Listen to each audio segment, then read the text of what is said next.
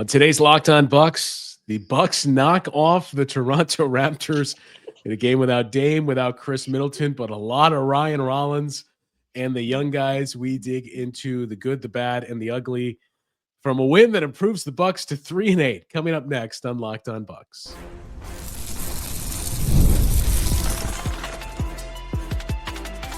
You are Locked On Bucks, your daily Milwaukee Bucks podcast.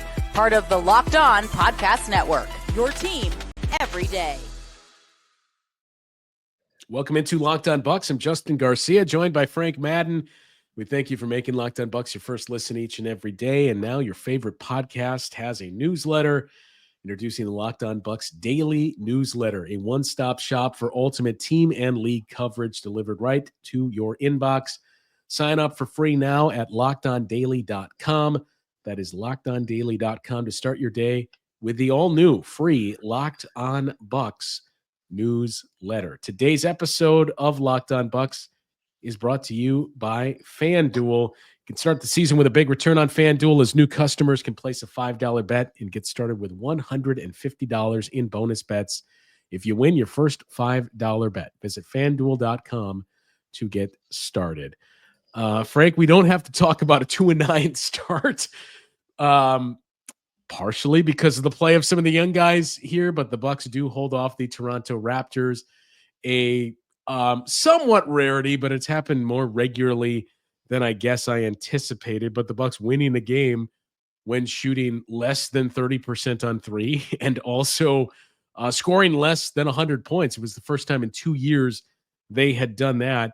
It certainly had some worrisome moments in the second half and early in the first half.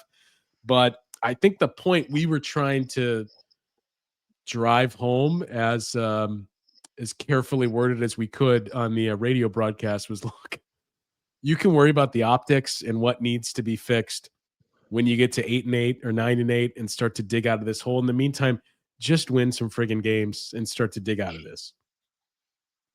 Yeah. We're not looking for works of art at this point.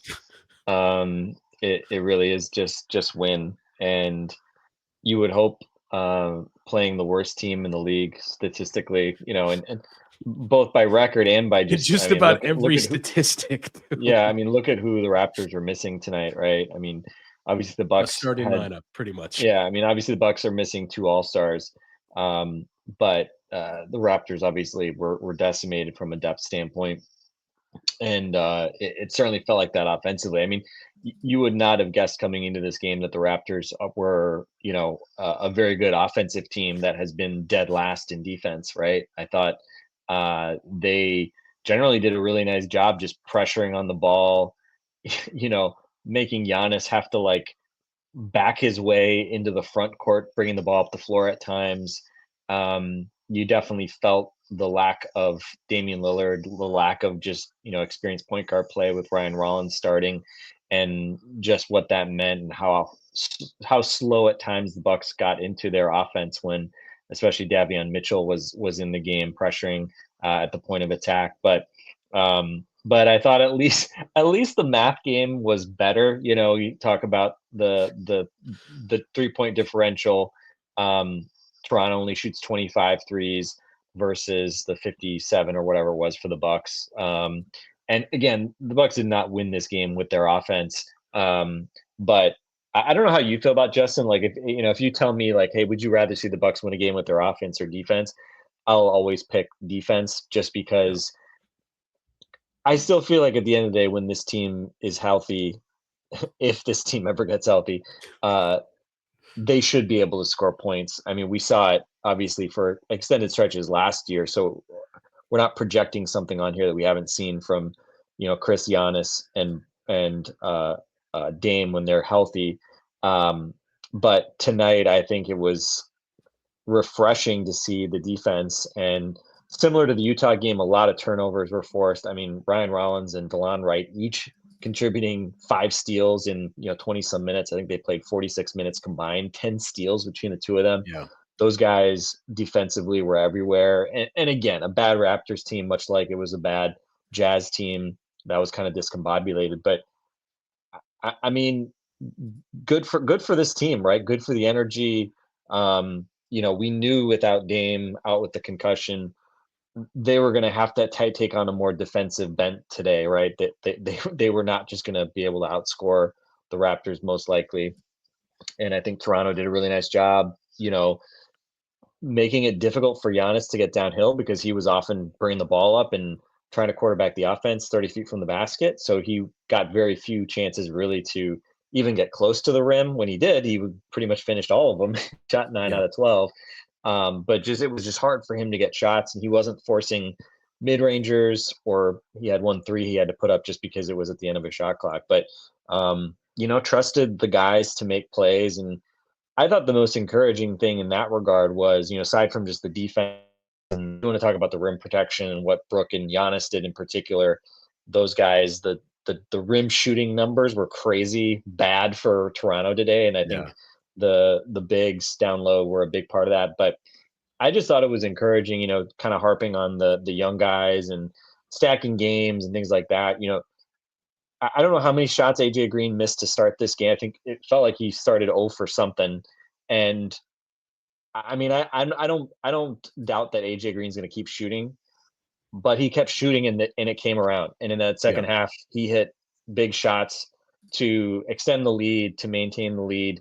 And Ryan Rollins, 0 for 5 on twos, but 4 for 7 on threes. I think he started 1 for 7 overall, but he kept shooting. And, unfortunately, had that shoulder knock that knocked him out of the game eventually. But I don't know if this was his first career start. Maybe he had a tank start at some point. I don't know, but certainly a unique opportunity for him to extend his role beyond, the surprising role he's had over the past week or so. And, for him to shake off that rough start, to hit threes, make big plays on both ends. You just like to see it, right? These young guys to be rewarded for the effort they're putting in, especially on defense, to see it kind of pay off in the way that it did tonight. Hopefully the shoulder's okay, and he, maybe he misses the Pistons game, but he seems to be optimistic in that regard. But I never trust players after games. But yeah, so just again, they got enough on both ends, and the young guys again were a big part of that. And a win feels good, right? Like any win feels good these days. Two quick things going off of what you said there. I completely agree with the AJ Green thing, and it's never really a worry with him of like, man, I hope he keeps shooting because he's not making them. But to me, it just kind of illustrates going back to, I think we've talked about this before, the Bud years, when you would constantly hear, and to be fair, Bud is not the only coach that preaches this, but make winning plays without scoring the basketball. And it really started with the Christian Wood conversation and that discourse of, look what he's doing. Like, great, we're never going to ask him to do that at the NBA level, like rebound and play defense in the G League. And that's how you'll earn these opportunities. AJ Green tonight took a career high 14 threes, made 4 of them, struggled early. I think third quarter, he was pretty good, but missed his last 3 or 4 threes. He was 4 for 10 at one point. Yeah. And kept taking them, but he didn't stay on the floor because of, no Dame, or got kind of an ambiguous answer from Doc about Gary Trent Jr., if it was the back or what. Like, that wasn't what kept him on the floor. It was all the other plays that he was making without scoring, with still being assignment sure defensively, rebounding the ball. And they haven't really had guys do that, not just guards, just role players doing that of, okay, do something else if your shot isn't falling, versus just being in a complete funk on both ends of the floor. So that part was important. Ryan Rollins, to his first start, Doc talked before the game about, he was asked, when did he stand out the most to you, or when did you notice him to kind of realize this guy could be something for us? And he said, in training camp, you would just see what he brought defensively, that he's tough, he's strong, he's quick, he makes the right plays. And he just kept catching our eye that he can make plays without scoring too, which is important. And obviously his defense is important to us. So I thought it was very encouraging to see those two guys play the way that they did. And especially with Rollins, it's going to continue to be a bit of an issue for the Bucks, even when Dame is back. We've talked about you just need more guys that can create offense and handle and facilitate. Towards the end of the game with Rollins out, it was basically Giannis and Pat Connaughton were the two guys that could do that for you. But early in the game, you could see, man, like I don't remember the last time I saw this, where Ryan Rollins was getting the ball into the half court within 3 or 4 seconds. He was pressuring the Raptors the full length of the floor, where it was just so much for over a year now of like, I feel like we are using all 8 seconds to cross midcourt, and then your offense is discombobulated and you're rushing through the final 2/3 of the shot clock to get things set. And those were two areas that didn't feel like there were issues because of Ryan Rollins. Yeah, and I mean, again, I think that's a lot. It's a lot easier to kind of work around some of his limitations, and to me, it started with just like being willing to shoot, right? And the challenge with two of your three young guys that have carved out, niches being Andre and Rollins, neither of whom wants to shoot really, right? I mean, Andre's like in a kind of a different class of guys in terms of not wanting to shoot.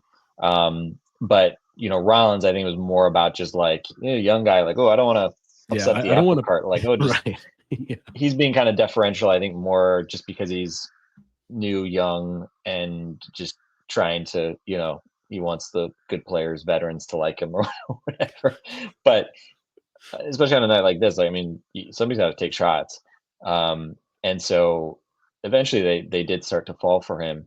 And so and again, you hope that he's kind of continuing to learn. I mean, there was that play, the low light play for him was where Giannis was kind of running out on the right side, and he's got the ball, near the Raptors basket, and Giannis called for it. It took him like a second to realize what was going on, and he forces a pass. It gets picked off. Brook's back defending. I forget, was it Agbaji or who? I forget who stole the ball, but it was basically the guy missed the layup because of Brook's contest. Yeah. But Ryan did not like sprint back to get the ball, and then it goes off his leg in the kind of scramble.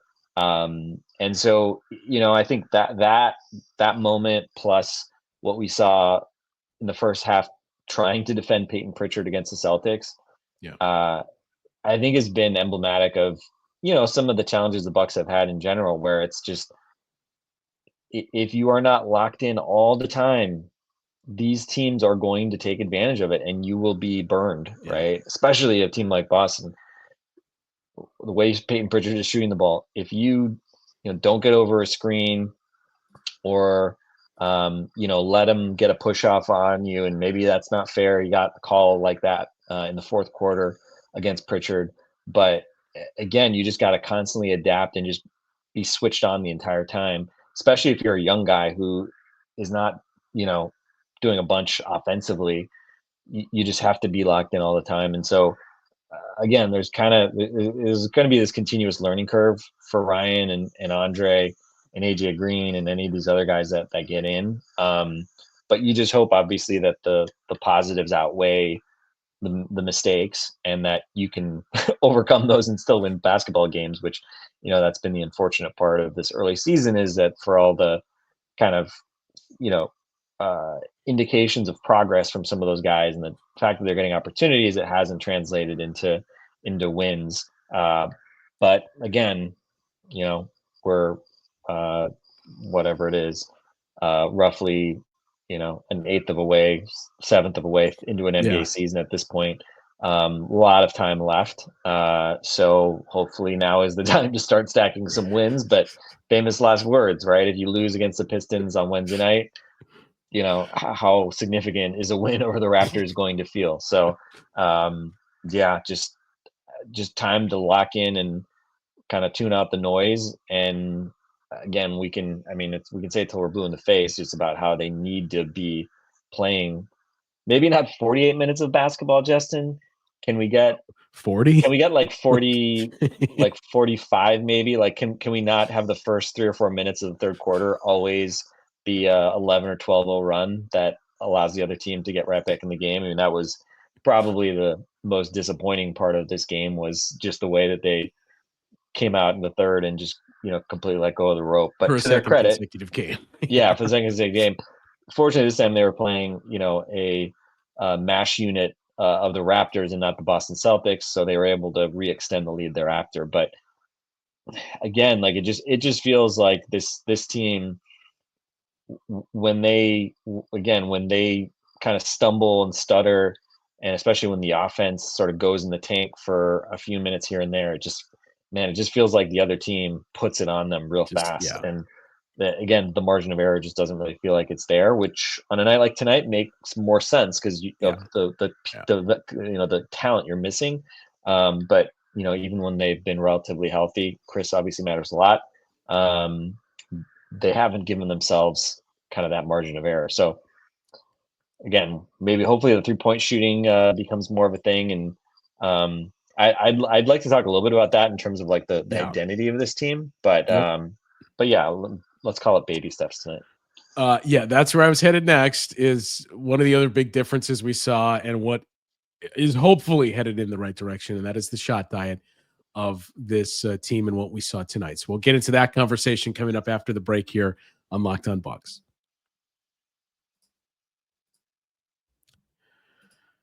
Well, get ready to tackle the NFL action with FanDuel, America's #1 sports book, because right now new customers can bet $5 and get $150 in bonus bets if you win. The FanDuel Sportsbook app gives you everything you need to place live bets on the NFL all in one place. So when you get a hunch in the middle of the game, you can check out the latest stats, view live play-by-play, and so much more, all on the same page where you place your bets. Just visit FanDuel.com to join today and get started with $150 in bonus bets if you win your first $5 bet. It's FanDuel.com. Never waste a hunch and make every moment more with FanDuel, an official sports book partner of the NFL. So the shot diet, what was it? 56 threes, I think, was what the final tally was. I could have sworn at one point they're up to 57 and that was taken off, but still 56 threes. I hope this is a trend of go forward. I know Doc Rivers has kind of talked about where they need to be offensively, and it hasn't matched what we've seen on the court, but there's just, you're going to have a hard enough time winning in this league if you are behind the 8 ball like that with where your offense is coming from. If it's very heavy on post-ups and turnarounds and mid-range jumpers, which the Bucks have been utilizing, you're going to have a lot of problems, but it is going to be even more difficult if you have the defense the way that the Bucks were playing. Like, you're not going to win games. And I think that kind of backs up what we saw of 2-8. The offense wasn't great. Defense wasn't great either. Tonight, still very cold, but that's where I'm kind of at is, you know what? I don't care. Like, take 63s. I don't care if you're shooting 20%. Just keep shooting, because the only thing that's going to be worse is if you're shooting 40% on your mid-range. Yeah, and that was the obvious trade-off today, was a stark reduction in the mid-range. I thought a friend of the pod, Ryan Connor, may have tweeted out that there were only like 3 long twos or something like that they took today. Yeah.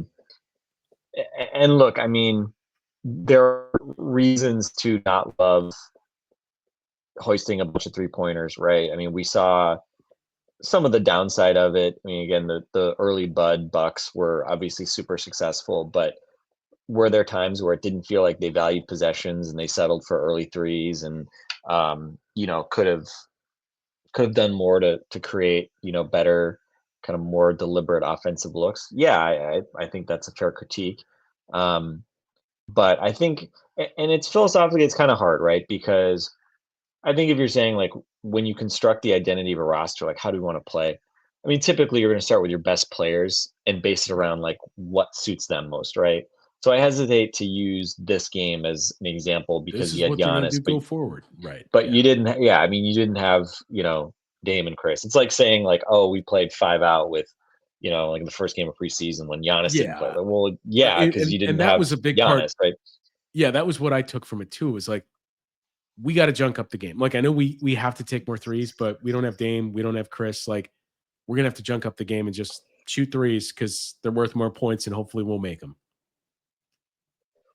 Yeah, But I do think that playing with pace, and you've got the most dominant open court fast machine in the history of the sport on your team. So if you want to talk about like, how you build your identity, like, okay, who's your best player? Giannis. What does he do better than anyone else in the history of the sport? He gets up and down the floor.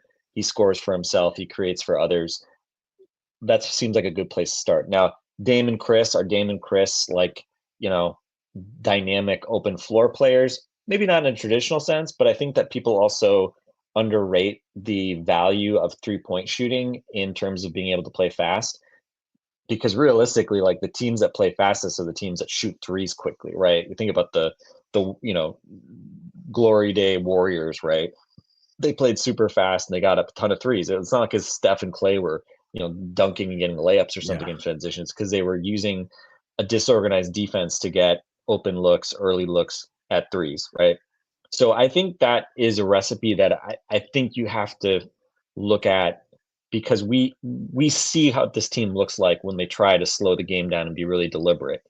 As much as Giannis is a super talented and I would say underrated talent as a half court scorer, he has a deliberate style, and if you're letting the shot clock go way down, that does not play into his strengths, obviously, because that limits what he can do as a scorer. And Dame, I would say that's Dame and Khris, I think, are certainly better suited to that, just because they're such good tough shot makers. But again, like, they're great shooters, and if you can play early before a defense is set, I think you got to be more opportunistic in that regard. Now, of course, if you can turn the other team over, force them into misses, run off live rebounds, of course, you're going to get better quality opportunities than if you're taking the ball out of the basket, which the Bucks have had to do a lot of given the way their defense is played. So it's not as simple as just saying, oh, just get up open threes early in the clock. Like, just take the open three. Well, you don't always have an open three when the other team is, kind of scoring at will. But yeah, I think they do just need to try to play with pace. And that's something that I thought was really important today when things were going well. They were really pushing and trying to be fast with their offense and not give Toronto a chance to kind of set up. And, the Raptors had obviously Jakob Poeltl, but they also, otherwise played fairly small, for long stretches. Agbaji was defending Giannis like seemingly most of the game. They were generally putting small guys on Giannis and trying to just annoy him outside the 3-point line, so he couldn't even get touches inside it. But yeah, I think it's easy to say every new coach bangs the points to the sign and says we're going to play fast. It's kind of a cliche to some extent. But I've been tempted to gouge my eyes out too many times over the last 2 weeks watching this team get late in the clock, and just the lack of crispness from an execution standpoint in the half court. So I think playing with pace is something that needs to be kind of a bigger point of emphasis. And I think you look at the young guys as well. AJ Green, getting him in situations where he can, find chances to not be marked. And of course, Andre. We saw Andre go coast to coast and and actually take a shot, which was awesome to see. And leapt off of 1 foot. I joked that it was like the first time I've ever seen him do that in an NBA game. At Bucks Breakdown, who does a great job, pointed out that he had a similar type of play like in garbage time of that Memphis loss. So I guess not technically the first time he's done it at the NBA level, but something that, again, like, he's got the tool set to do it. He just never tries. So I think, figuring out a way, and then not that Andre needs to, again, get dunks in transition all the time, but, put pace, even if it is to use then his passing to find trail threes, things like that. And honestly, it's like, if Brook Lopez doesn't get across midcourt on a, because you're taking shots early in the clock, maybe that's not the worst thing in the world, because then Brook can just stay back and, hang back on defense too. So anyway, I don't think we've solved the identity crisis of the Milwaukee Bucks. You're not getting offensive rebounds anyway. So, you don't need to wait to get the bigs up there. Maybe shooting more threes also gets you some more long rebounds. I don't know. But I do think they do need to get back a little bit more to that, maybe not bring back the blue boxes. The boxes on the court. Does Darvin still have the painter's tape? Maybe, but I think just something that again looks more like a modern NBA shot diet, fewer long twos, more threes. Again, that's kind of motherhood and apple pie in 2024. There's two other names I want to touch on. One of them we saw prominently featured tonight, and you kind of assumed this was going to be the case with no Damian Lillard. The other, as I said, Doc kind of gave us part of an answer, not so much with the other half. So I want to dig into what we've seen from Gary Trent Jr. and Delon Wright. Welcome back to the rotation, at least as of tonight. We'll get into that conversation next on Locked On Bucks. Well, big wireless providers, what you see is what you get. Somewhere between the store and your first month's bill, the price you thought you were paying magically skyrockets. With Mint Mobile, you'll never have to worry about any of those gotchas ever again. When Mint Mobile says $15 a month when you purchase a 3-month plan, they mean it. So say goodbye to overpriced wireless plans with those jaw-dropping monthly bills and unexpected overages, because Mint Mobile is here to rescue you with premium wireless plans starting at $15 a month. They all come with high-speed data and unlimited talk and text delivered on the nation's largest 5G network. You can even use your own phone with any Mint Mobile plan and bring your phone number along with all your existing contracts. So ditch overpriced wireless with Mint Mobile's deal and get 3 months of premium wireless service for $15 a month. To get this new customer offer, your new 3-month premium wireless plan for just $15 a month, go to mintmobile.com/lockedonnba. That's mintmobile.com/lockedonnba. Cut your wireless bill to $15 a month at mintmobile.com/lockedonnba. $45 upfront payment required, equivalent to $15 a month. New customers on first 3-month plan only. Speeds slower above 40 gigabytes on unlimited plan. Additional taxes, fees, and restrictions apply. See Mint Mobile for details. So those other two names that we referenced, saw Delon Wright back in the rotation tonight, which you kind of assumed would have to be the case with no Damian Lillard.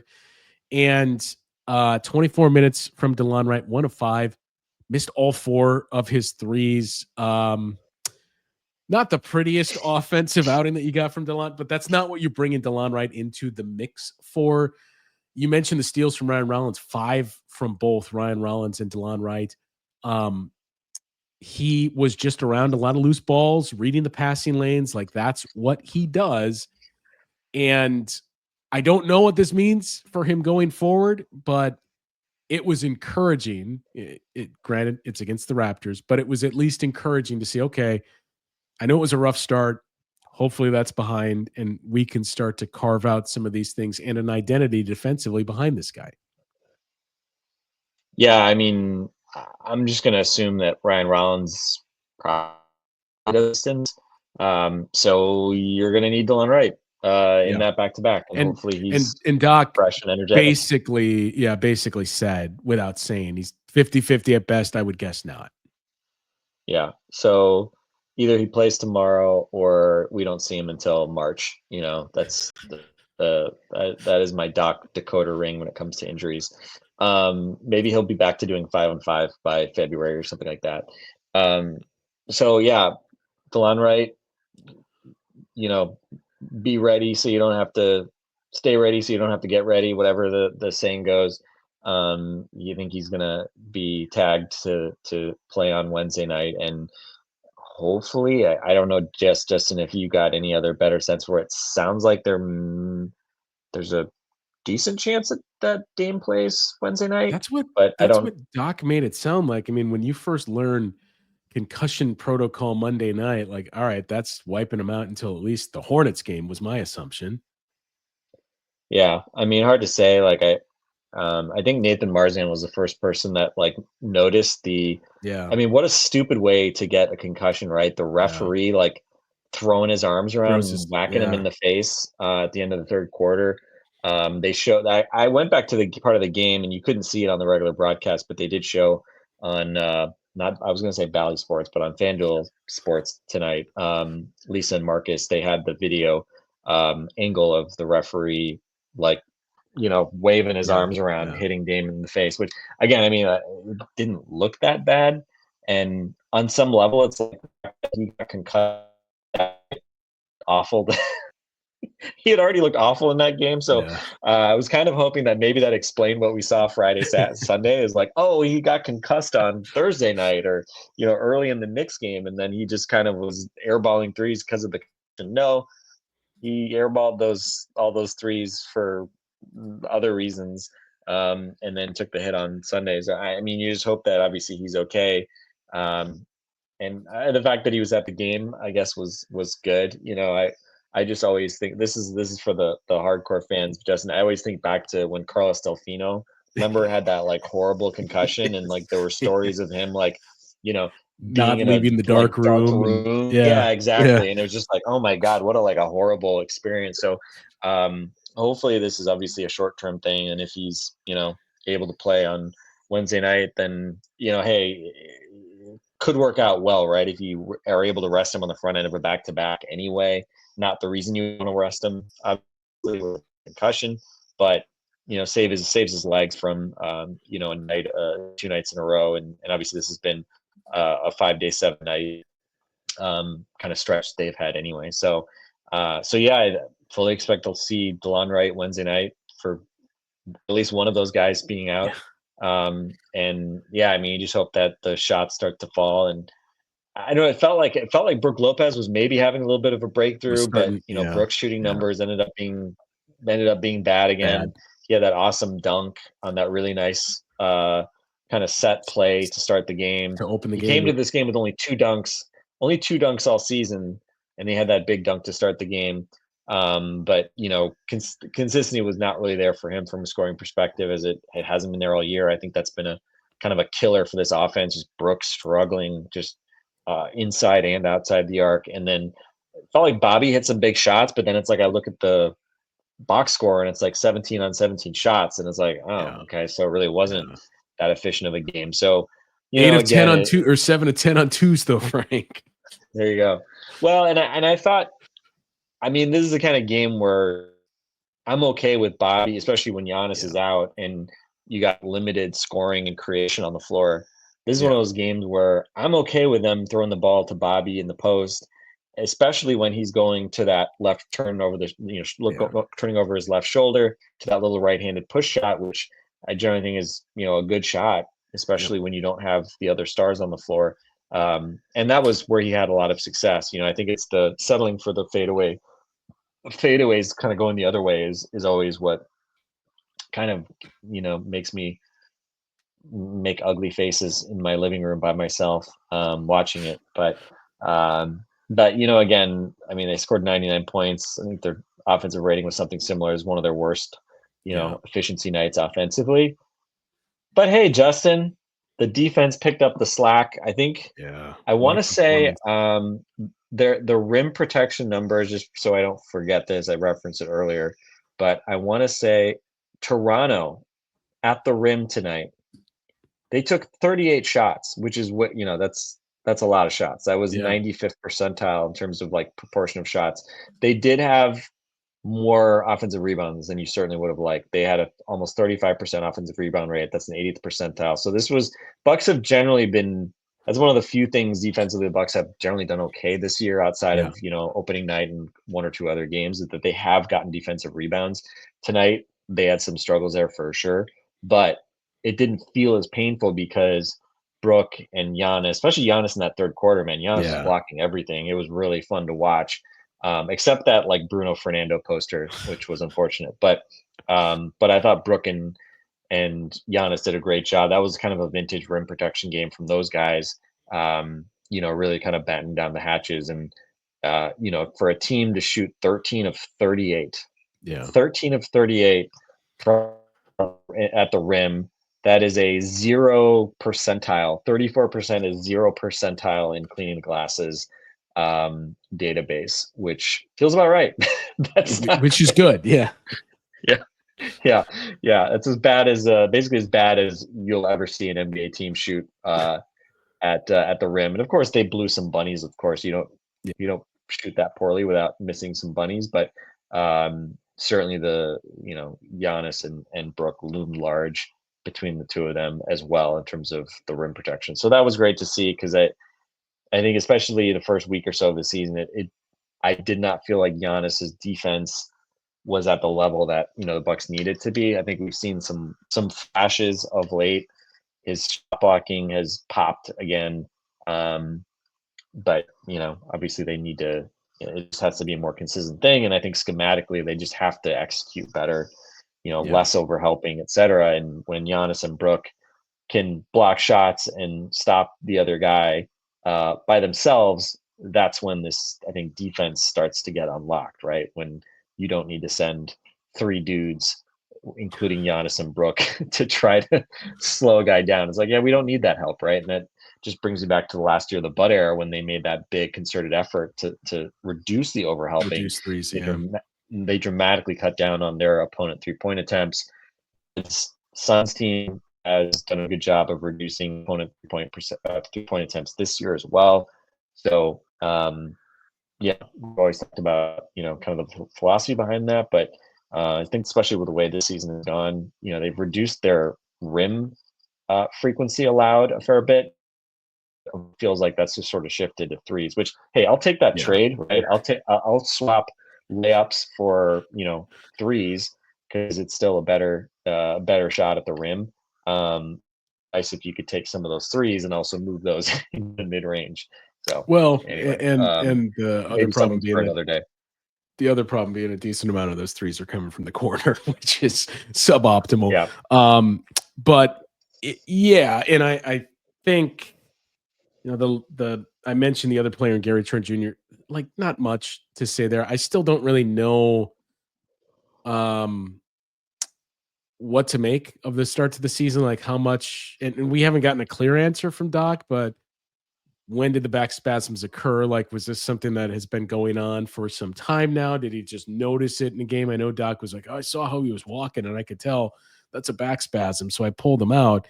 But he said he only played 6 minutes against the Raptors. Did Gary Trent, and Doc on the one hand said, well, I just wanted to play differently, but then also like, well, he just came back, so I don't want to really put him at risk there. So it's still I don't know. Like, I think it's going to be tough to fully assess Gary Trent until we can see, like, okay, he's back. The reins have been lifted. I still think he's going to end up back in the starting lineup, but I just couldn't tell tonight. Again, very limited minutes, but a few more of those instances where you just don't know, is he masking? Like, is he dealing with the back spasms? Is he in his own head?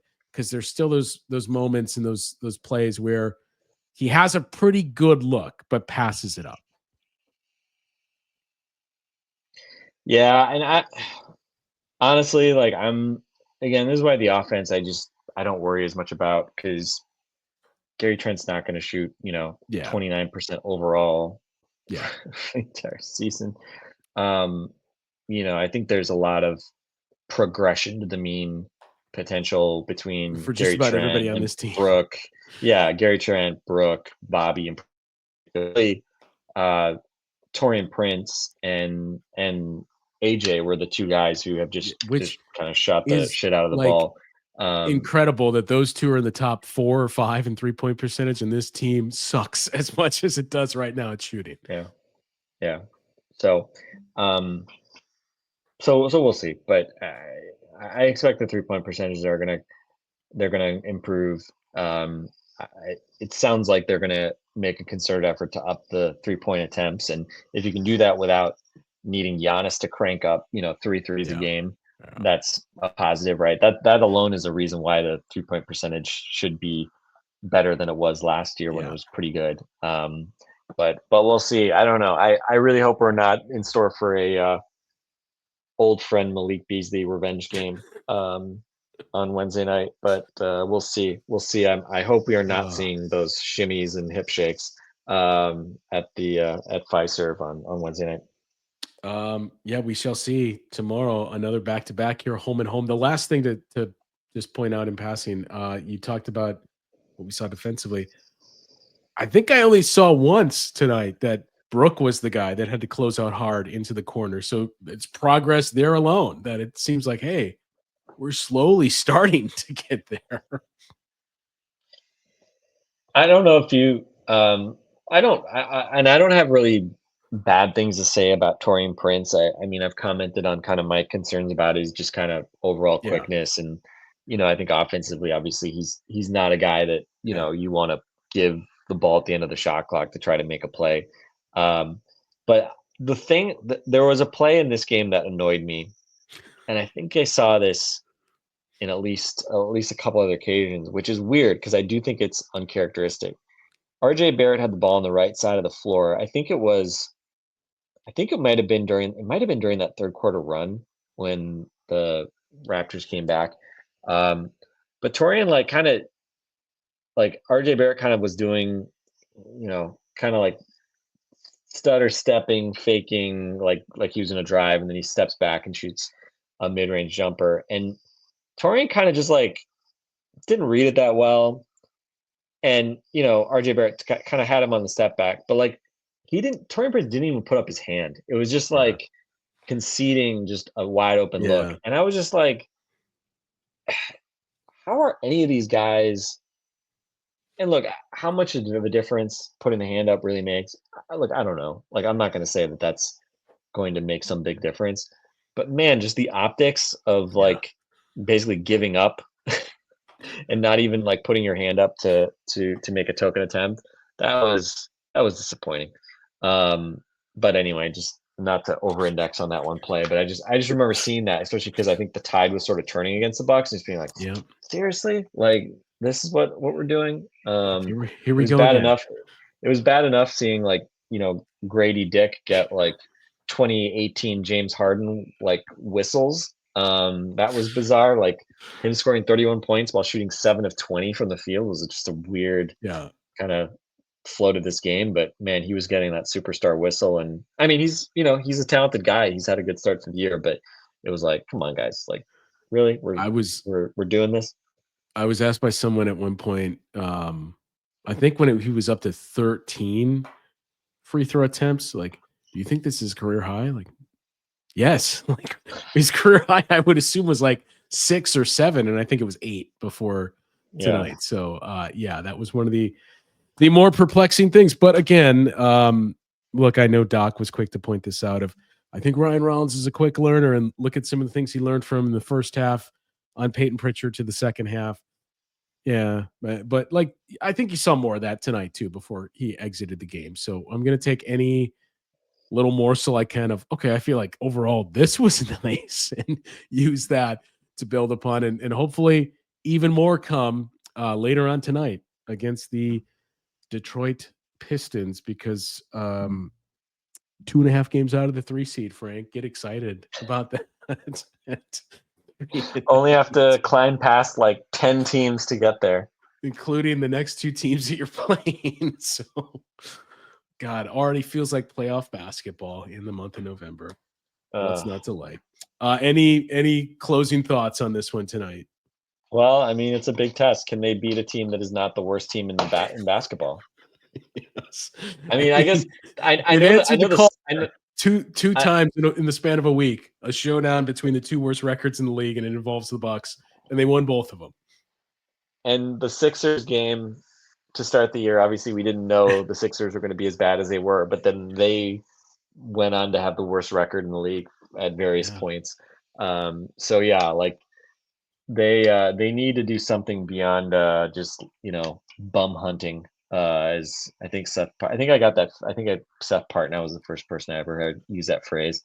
And I think he once referred to like some of the Bud Bucks teams like bum hunting, like killing bad teams. Which at this point, take me back. Yes, take me back. Give me more of that. I saw the highlight of the 1920 Bucks going to 52-8. And it just kind of blew my mind to think like, wow, this Bucks team would have to win 50 straight games to match that record, which probably says more about how incredible that 1920 team was pre-bubble than anything than necessarily about this team. But yeah, also saw the stat about the 2001 Bucks that went 52-30, that they started 3-9. So 3-9 start. how about we start let's start 4-8, Justin. Let's do 4-8. I don't want to do 3-9. Let's skip 3-9. We had Pat Connaughton on the post-game interview after the game, and we were asking him, hey, how good did it feel to win? And what do you think you got from the young guys? And I forget what the question was about, just like, how do you, is this important to start to build on or whatever? And he had said, yeah, one of the reporters just told me that, the year we won the title, we started 3-9. So why can't it be done? And Dave and I just both kind of looked at each other like, that's not true. Like, I don't know. Are you confusing that with 2001 or anyway? All right, man. Just sure. Cool. Thanks. Pat Connaughton was on the 2001 team as a 9-year-old or whatever he would have been at the time. Yeah. Now I'm curious what I'm gonna championship team was. This is 8-4 through their first 12. Okay. Because I immediately, as soon as he said that, I'm like, wait, did they do it that year too? And immediately had to look it up. Like, no, they did not. Yeah. Okay. All right. Oh, all right. Well, that's a good place. Midnight. Thank God. Thank God we were discussing a win today, Justin. Going past midnight to discuss a Bucks loss, yes. loss to the hollow husk of the Toronto Raptors would have been a rough way to spend a Tuesday night. But I'm glad we were able to commune on a win in this case. Well, that's a good place to wrap it. The Bucks 3-8 now, starting to climb out of that hole. The Detroit Pistons later on tonight. We'll have the post-game recap of that one. Hopefully, we're talking about a 4-8 start to the season. That'll do it for today's show, though. For Frank, I'm Justin. We'll talk to you once again tomorrow on Locked On Bucks.